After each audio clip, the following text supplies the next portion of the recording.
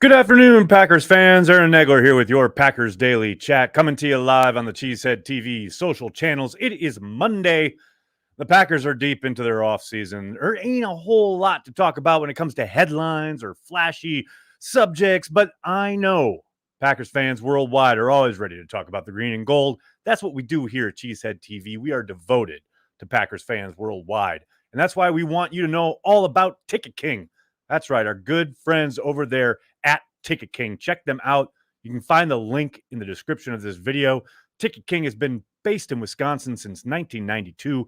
Their Green Bay location is just across the street from Lambeau Field on Oneida Street. They have an A-plus rating from the Better Business Bureau and are members of the National Association of Ticket Brokers. Most importantly, they are staffed with experienced, friendly, and knowledgeable folks that can help put groups together and offer advice, and your business is truly appreciated by each and every person at Ticket King. They are also a partner with local Green Bay businesses for tailgate and bus transportation to the games. They are open on game day for last-minute tickets, upgrades, and they even have a drive-through window. Do it, people. Find yourself some tickets for Packers games, both home and away, at Ticket King. Do it, folks. Hello to everybody in the comments section. Good to see everybody. I mean, most importantly, right off the bat, let's get to it. Big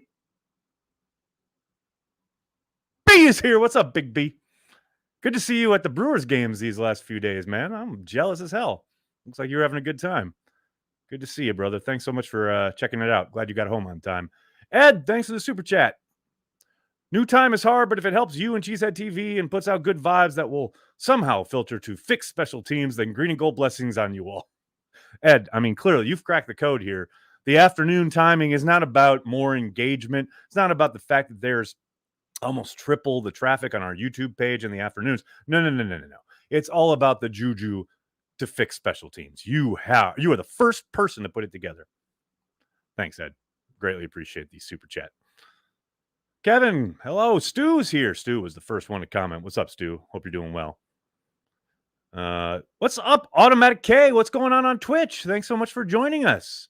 As you guys know, I've started streaming this on Twitch as a way to get a little bit more engagement / interaction, because Twitter took away the functionality on StreamYard as far as being able to see any kind of comments. I mean, they killed Periscope. So I figured we should be on a platform that actually allows people to communicate while I'm streaming. So hello on Twitch. Thanks so much for joining us. And I am going to be putting some gaming content on Twitch as the offseason progresses. I believe I'm going to be streaming my first Patreon off-season Madden match tomorrow, so be on the lookout for that. Richard, thanks for joining us on Facebook. Hope you're doing well, man. Logan's here. What's going on? Matt, how are you? Love the new time. West Coast Cheeseheads. Appreciate it. Oh, thanks, John. Thanks so much, buddy. Yash Nyman is developing into a diverse offensive tackle. Will Yash become a kickoff specialist also? Man, that's the kind of stuff, Mick, that I greatly appreciate and expect, really, in the offseason. Thanks, buddy. Sizzle, what's up, man? I listen on Spotify. I'm glad I caught you live for once. Well, thanks so much for listening on Spotify. Did you know this? I don't think lots of people do know this, but on Spotify, you can watch this podcast / show on Spotify. Literally, there's a video component. I upload it every single day, and you can, if you are out and about and you need to see my gorgeous visage, you can do it on Spotify. You're welcome. Hey, buddy, back in Seattle. What's up, Danny? How you doing, man? It's Robin. I'm old, so the only Twitch I've got is medicated. I like it. Richard. Oh, Richard. Richard's ready to talk some football. What's up, man? Still a little nervous about our receivers. You? Not at all. Look, I've said this a couple weeks ago. I'll say it again today, and I'll probably say it a few more times before the start of camp. I'm not in any way, shape, or form concerned about this offense scoring points with the receivers they have on hand. Not at all. Am I a little bit concerned possibly about the makeup of the offensive line, especially early in the season, coming off so many injuries? Yeah, that's an area that I think you look at everything they want to do on offense is there in front of them, as Mike used to say. It's easily attainable. I think with Aaron Rodgers pulling the trigger, Matt LaFleur's offense, they can move the ball. They can score points, but the engine's got to be right. And that's the offensive line. To me, that's the biggest question mark. But receivers, man, I got no worries about receivers at all. Whoa, Danny throwing stuff around here. DK Metcalf for a 1 and a 3? Would I do it? Hell no. And then you got to sign him to a monster deal? I'm going to go with a nah on that one. But that's just me. That's just how I roll. I know there are probably many Packers fans out there that would do that in a heartbeat, especially with these very closed, very finite window they have with Aaron Rodgers. But yeah, that's going to be a no from me, dog.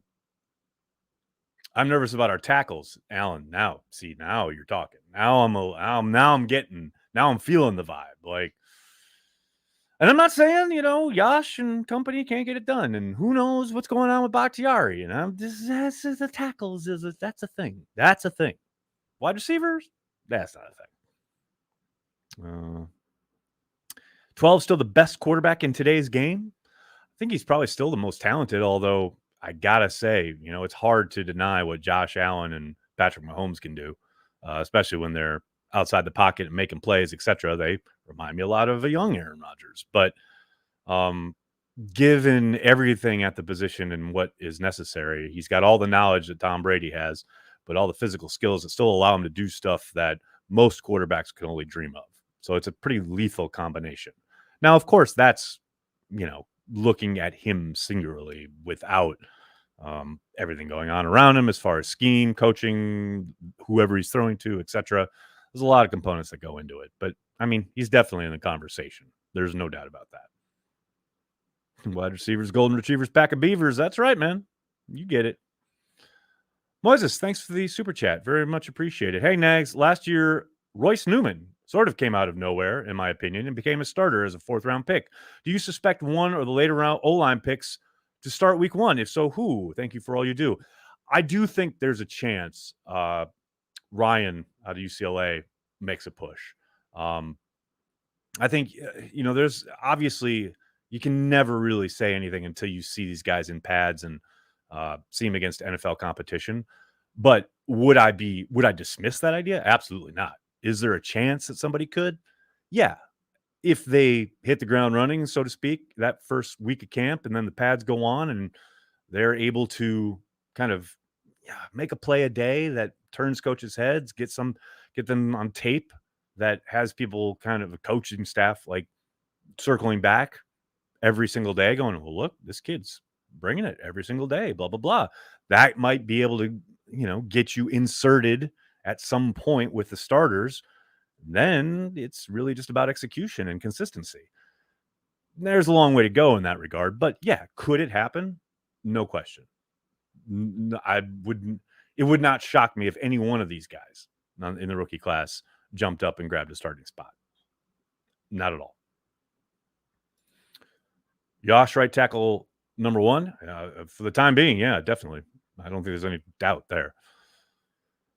Robin, that's an interesting question. What does Aaron Jones have to do to get a contract beyond this year? His price is far too high in the current deal, so a mix of reshaping the contract and a lot of production might convince Goot.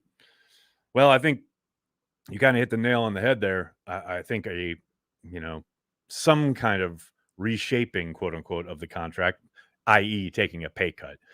I think it's going to come down to what Aaron Jones wants to focus on. If he wants to make a ton of money, he's probably going to have to go elsewhere. If he's interested in sticking around in Green Bay, maybe he fashions some kind of hometown discount, so to speak, to stick around, takes a pay cut, maybe with some kind of incentive, laden deal. Don't forget though, he switched agents there that last kind of two off seasons ago when, it was time to talk turkey, so to speak. And he did get a nice deal from the Packers, and they got it in right under the wire right before he was set to hit the market. So I do think a big year from Aaron would probably portend his walking out the door, but you never really know what's in a guy's heart or where he wants to be or what he wants to focus on. I tend to think guys should get what they can get when they can get it. because nothing is guaranteed one snap to the next. I would suspect his agent will say the same thing. And my guesswork will be that he will not be amiable to taking that kind of pay cut, hometown discount, nor should he. And the Packers most likely, now this is all guesswork. We're a year away. Who knows? So much can happen between now and then. But most likely, yeah, they move on from him next offseason. That would be my guess. Just guesswork. John, thanks for the kind words. Nice. Keep up the great work. Assuming a healthy O-line in 3 months, how about a 3-back set with Jones, Dillon, and Hill, 3 to 4 plays per game? Run pass option, motion to slot option, etc. P.S. Regarding Moyes' question, Tom, the kid from Wake Forest, is very good and versatile. Oh, yes, absolutely. That when I'm talking about any one of those guys, no question about it, can absolutely jump up. And I remember on our draft watch party, a lot of people were very surprised that he was still available when the Packers got him. So there's talent there. And if he puts it together in camp, makes a name, absolutely he could jump up. No doubt there's no doubt there in my mind. As for the 3-back set, I mean, it's hard enough to get Matt to put Dillon and Jones in the same backfield. Now you want to throw Hill in there too?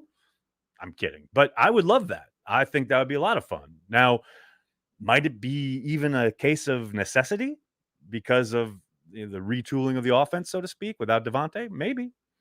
But I would be surprised if we saw, especially 3 or 4 plays a game. Maybe if we saw 1 play a game like that, maybe. 3 or 4? Well, 3 backs in the 3-headed monster? I mean, I'm for it. You know me. I'd be down, but I don't think that's going to happen anytime soon. Adam, happy Monday. Thanks for joining me, man. I hope Jonesy will be a Packer for life. I do too, man. I do. I love Aaron Jones. We love Aaron Jones. Don't forget his youth football camp coming up on July 7th in the Green Bay area.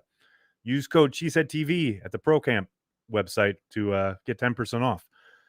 Love Aaron Jones. Really hope he sticks around. But it ain't show friends. It's show business. That's all you can say about that.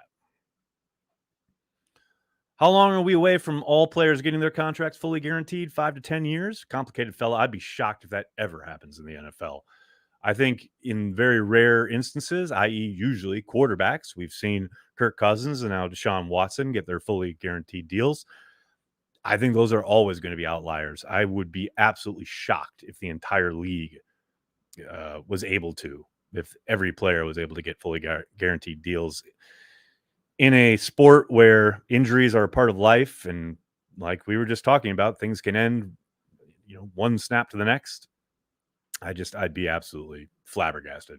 And I would love it. I think the players should absolutely, everyone plays in the NFL absolutely deserves a guaranteed contract, but this precedent has been laid down way long ago. And I don't see NFL ownership changing in any meaningful way anytime soon. Again, there will be outliers. There will be certain, most likely quarterbacks who can drive that kind of deal, but I don't ever see it happening full time for every NFL player. Who are you most excited to see once the pads come on in training camp? Good question, Michael. Probably Christian Watson, if I'm being honest. I mean, the kid's an athletic freak. He's a, explosive, potential to be dominant type of wide receiver. I want to see it in action, man.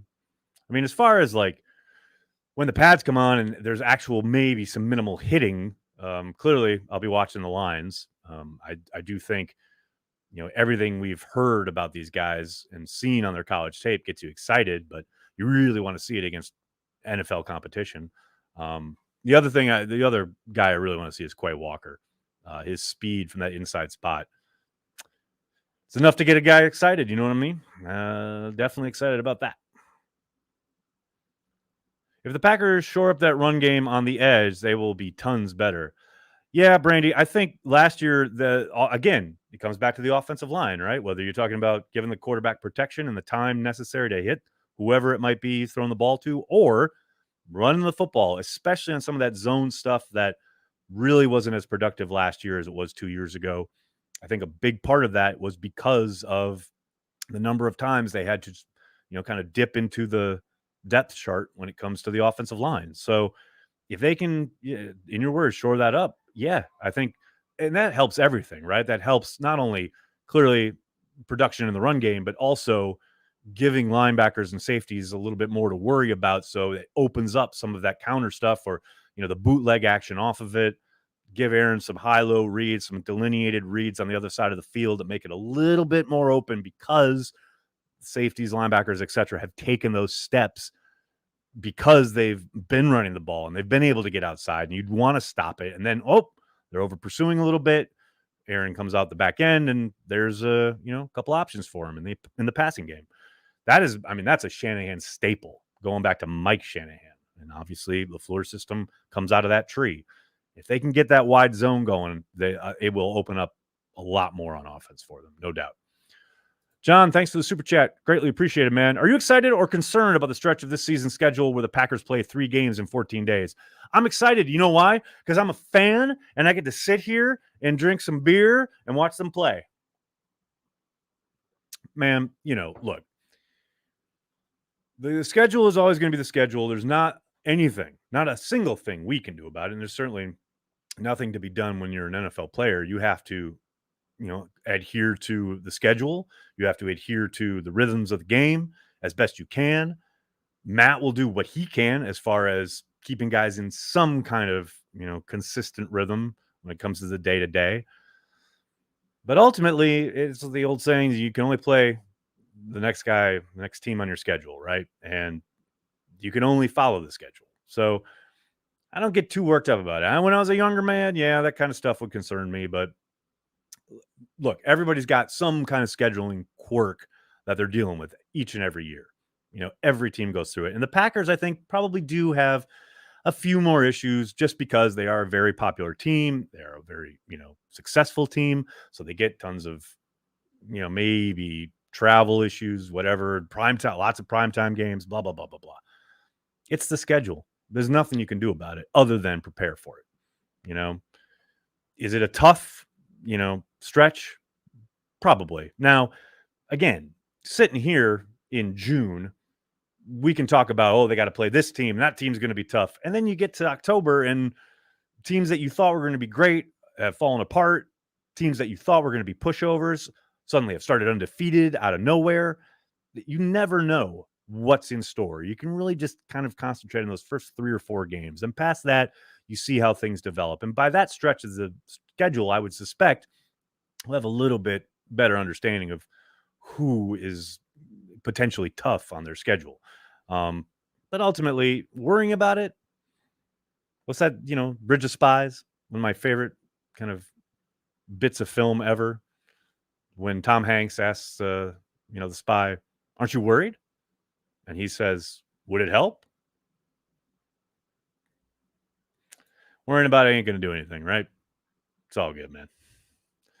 Shallow Waters, with no Devontae, will we are less? Typing a little too fast there, buddy. With no Devontae, will we see less West Coast offense and more running plays? More running plays? Who's quarterback again? I kid Aaron. Because I love. But that said, every joke's got an ounce of truth. And I can't ever imagine a offense with Aaron Rodgers at the helm that leans into the running game. I just can't. Now, I'd love for him to show us some new stripes, right? I'd love for him to lean into the running game, depending on the opponent and depending on the defense, etc. But man, it's Aaron Rodgers. He knows. He's a 2-time consecutive MVP, for God's sakes, in this offense. So he's pretty good. And he's going to see what the defense presents. And if he thinks he can take advantage of it with his arm, he's going to do so. And who are we to sit here and say, you shouldn't do that? I get frustrated in the moment. You guys know I want him to run the ball, but he's Aaron Rodgers. No matter what Matt calls, Aaron's going to do what Aaron's going to do. And that has meant a lot of wins for the Green Bay Packers. So now, could they lean into the running game a little bit more this season after Devontae's departure? Yeah, it's possible, but I'm definitely in the I need to see it to believe it camp. Let's put it that way. Raj, what's up? Thanks for the super chat. Move Lazard to tight end. Oh, I'm sorry. Hashtag move Lazard to tight end. I don't really think it's necessary. Especially we got Aaron Rodgers talking about he's a number one wide receiver. Yeah, he's still going to do he does as much blocking as anybody, whether it's on the perimeter or they move him in line at times. Who cares what they call him? He's not going to be doing much different regardless. You can call him a safety for God's sakes. It doesn't really matter. He's going to be doing a lot of the dirty work, a lot of the goon stuff, as they like to say. He's still going to come in and chip on defensive ends. And you want to call him a tight end? Great. Call him a tight end. This feels like a fantasy football move here, Raj, trying to stack your tight end position. I get it. I get what's up. More Aaron Rodgers bootlegs, please. I am all for this. I am 100% behind this idea. Probably will run a bit more in the beginning of the year. Big B, I do wonder about that. As they're kind of finding their identity on offense, I do wonder if they lean on Aaron Jones and A.J. Dillon a little bit more, just, to kind of ease the transition out of into a post-Devontae world. I think there's a possibility that is somewhat kind of valid, right? People probably forget, especially as the year wore on, that first year for Favre in Minnesota, they ran the hell out of the ball early. Now, obviously, they had Adrian Peterson. It made a lot of sense, but the Packers have some pretty damn good backs. But as the year went on and Favre got more, familiar, comfortable with the guys he was throwing to, that's when that offense started to open up a little bit. And then Favre had his best statistical year ever. That's fucking crazy. And I think that was year 40, 39, 40? I think he was 40 years old. I'm not saying like Aaron's got to dial it back that much. Obviously not. He's still running an offense he's been in for 3 years. He's still got familiarity with the majority of the people he's throwing to. It's not a direct apples to apples comparison, obviously. However, I do think, especially as Big B indicates here, early on in the season, maybe they're leaning on the running game a little bit more just to get Aaron and company in a groove, especially look at the first game last year against the Saints. They certainly didn't come out all guns a-blazing. And even the next week against Detroit, for God's sakes, they weren't a finely oiled machine at all. I think a few more runs, a little more physicality, firing off the ball rather than retreating and, up front in the offensive line. I think there's some validity to that. Now, again, as I was talking about before, it's Aaron Rodgers. He's under center. He's going to do what he wants to do, right? As he should. 2-time MVP, 4-time all-time, going for his 5th. I get it. I understand. But maybe run the ball and help yourself a little bit. That's just me. I'm with you, Big B, is what I'm saying here. I am with you. All right, everybody. I'm going to have to get going. I can't thank you enough for hanging out, talking Packers each and every day, Monday through Friday, right here on the Cheesehead TV social channels. Please do me a monster favor and hit like on the video. Subscribe to the channel, and then tell your friends, tell your family, Cheesehead TV. We are devoted to Green Bay Packers fans worldwide. Thanks a lot, everybody. Have a great day. Go Pack, go.